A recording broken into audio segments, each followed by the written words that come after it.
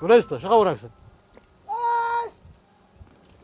taliyaha guutada gobolka General Maxamed Cadow Sanka ayaa ku soo dhaweynaya gaashaanle sare Xasan Cali Nuur Shoote gudoomiyaha maxkamadda darajada koowaad ee ciidamada qalabka sida inuu siiyo awaamirta sharci ee ku xeendaaban askariga cutubay ka tirsan ciidamada ku jira furuntii hore ee cirifka Kenya naga jirto. waxaa maanta idin soo booqday waftiga uu horkacayo gudoomiyaha maxkamadda darajada koowaad ee ciidanka qalabka sida gaashaanle sare Mr. Shoote aad bay taariikh iyo farxad noogu tahay in maxkamadda ay soo gaarto ciidanka ayadoo wax badan aan sugaynay. jaallo gudoomiye waxaan kugu soo dhaweynayaa ciidanka raaca hore joogo.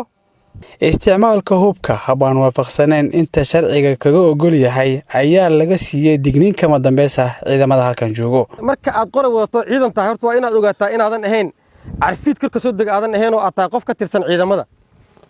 ciidamaduna waa qaar ka mid ah bulshada oo bulshada ka tirsan yihiin laakiin waxay leeyihiin qaar ka mid ah bulshada oo heesto awood iyo xoog muuqda oo la sharciyeeyay oo wax lagu maqoonin karo.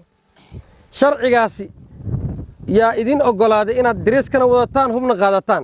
ogaada oo ku talagala askariga aan gacantiisa iyo hubka uu wata aan laga nabadgelin oo dhibaateeyaa walaalkiis ama bulshada lagu ilaalin lahaa hubka ku dhibaateeyaa innagana xorriyaddan ka qaadaynaa ciidankan ka saaraynaa dhiiggiisa naftiisana waa xalaaleeynaa.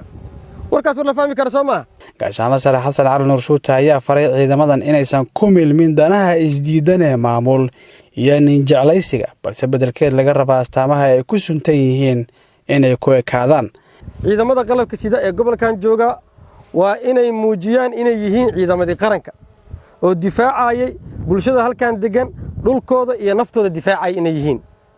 waxba kama quseeyaan shaqana kuma laha nooca maamul ee jiro iyo cidda ay tahay inay maamusho shakhsiga maamulaya waxba kama quseeyaan. waa inaad ku ekaataan ujeedooyinkii ciidanka loo sameeyey oo aad ku dhaarateen oo ah diinta dalka iyo dadka inaad difaacdaan oo cadowga rasmiga ah ka difaacdaan. intaa wixii ka sokeeyo qofkii sameeyaa waa loo ciqaabaya ha ogaado. gudoomiyaha ayaa ku bogaadiyay wiilashan kaalinta ay kaga jiraan dib u unkida qarannimadeena.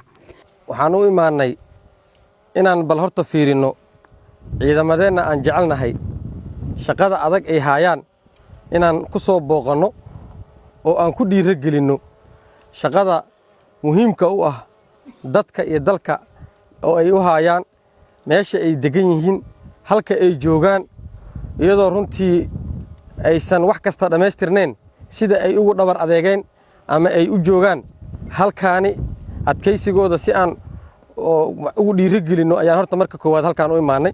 garsoorka ciidamada oo 8 bishan maalin kadib mashaqo halkan ka dhacday u yimid gobolkan ayaa iminka jooga doolow si ay u qiimeeyaan isla jaanqaadka iyo jihinta noocyada ciidamada. meeshaan aan taaganahay waa meesha ay isaga darmaan webiyada Daawo iyo Jubbo. webiga Daawo haddaan xog yar idinka siiyo waxa uu ka yimaadaa oo isku mara meesha 3 triangle-ka ah ee ka kulmaan wadamada Soomaaliya, Kenya iyo Ethiopia, gaar ahaan magaalooyinka Mandera, Badxaawo iyo Suuf. halkan aad u jeedaana waa meesha webiga Jubbo uu ka soo bilaabo bilowga Soomaaliya waxaana ka yimaadaa dhankan Ethiopia. Cabduqaadir Ciise, warbaahinta qaranka, Doolow, Soomaaliya.